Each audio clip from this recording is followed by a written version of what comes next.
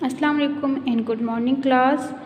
Welcome to Forward Public School e-learning class 6 subject mathematics. Today's our topic is unit 1 sets part 3 and my name is Nadia Kosar. In exercise 1.2 question 1 हमने पिछली class में सीख लिया था। अब हमने question number 2 सीखना है। क्वेश्चन नंबर 2 जो है वो है right the following sets in tabular form. Tabular form जो है वो हमने पिछली क्लास में सीख लिया था, उसकी एग्जांपल उसकी एक्सप्लेनेशन हमने कर ली थी। अब हम जो हमारे पास है सेकंड क्वेश्चन का वो हमने देखना है कि इस डिस्क्रिप्टिव फॉर्म को किस तरह टेबुलर फॉर्म में करना है। इसमें जो है 6 पार्ट्स है, इसमें कुछ पार्ट्स मैं आपको कराऊँगी और बाकी कुछ पार्ट जो है वो आपने खुद करने हैं नीट कॉपीज़ में। क्वेश्चन नंबर 2 आपने इसी तरह कॉपी में लिखना है। राइट इन टेबुलर फॉर्म फर्स्ट पार्ट है इसका the set of first 5 natural numbers.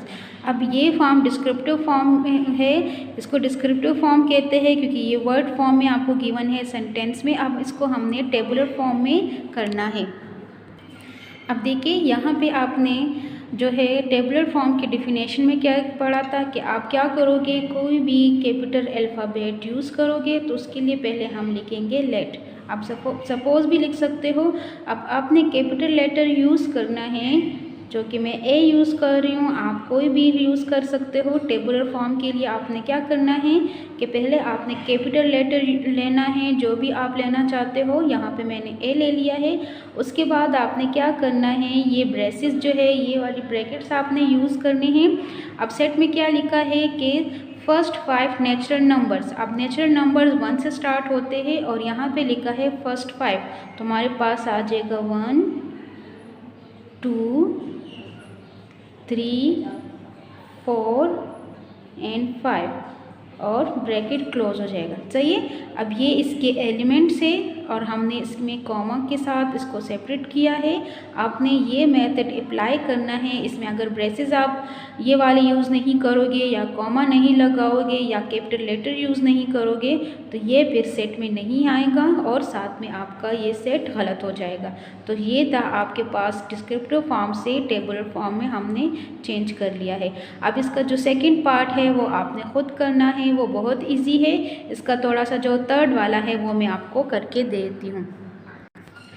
Second part में क्या है, the set of third part में है the set of all odd numbers less than 9। Odd numbers वो नंबर्स होते हैं जो 2 पे डिविजिबल ना हो।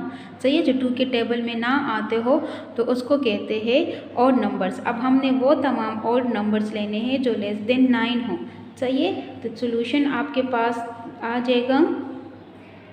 उसके बाद आपने लेट करके,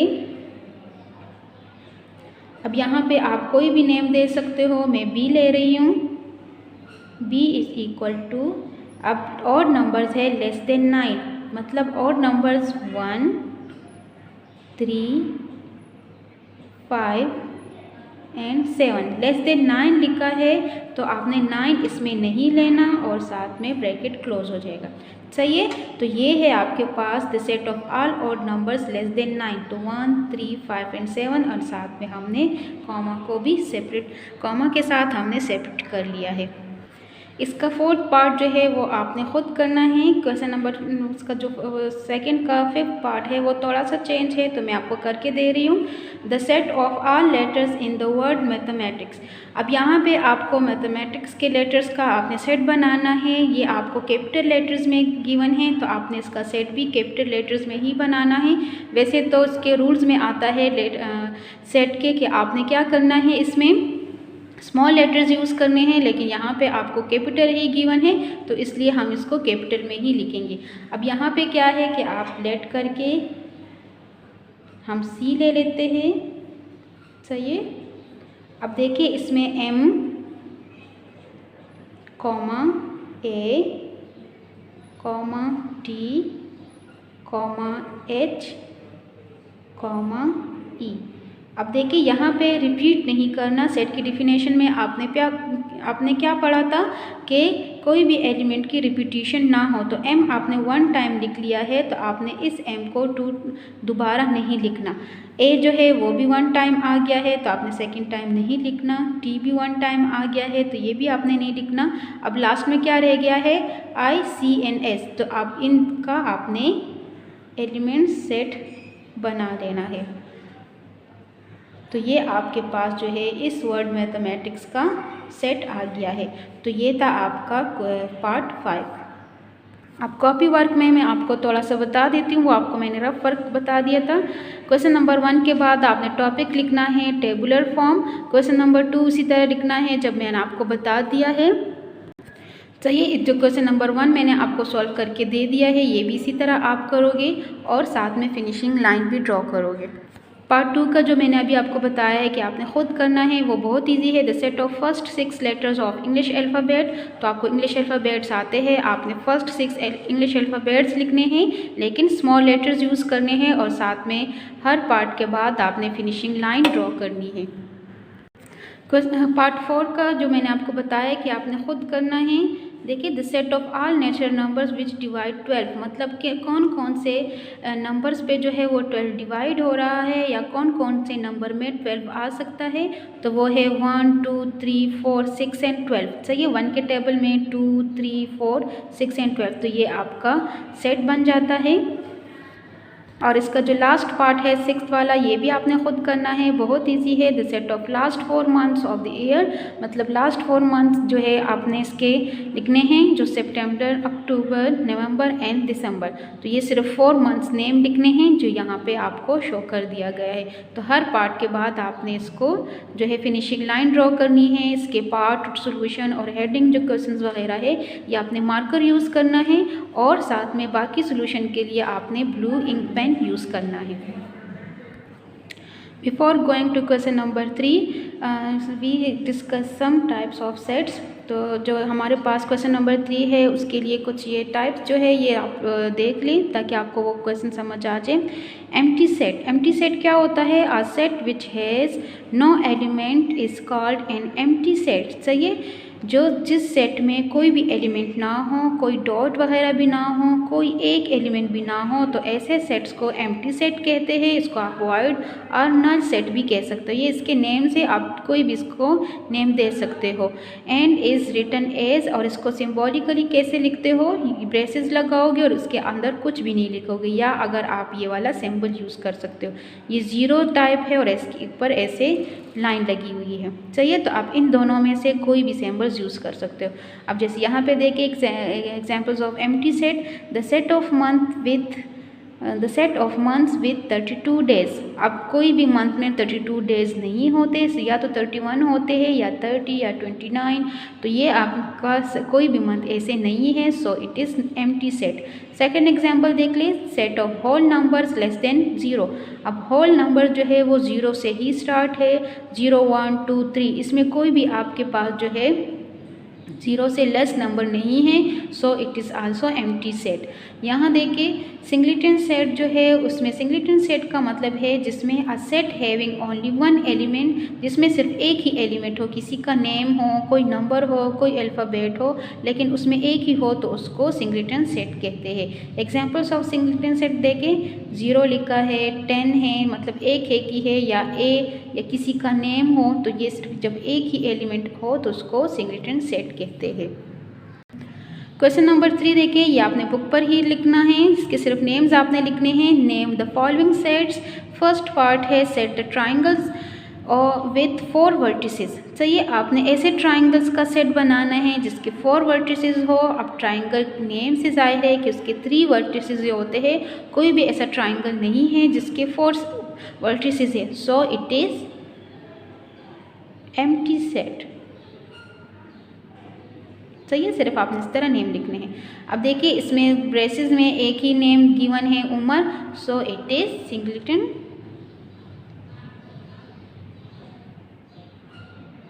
set.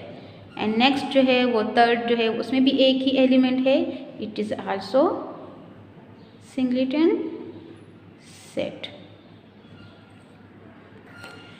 Before going to question number 4 and 5, first we understand the topic is equal sets and equivalent sets. Equal sets क्या होते हैं?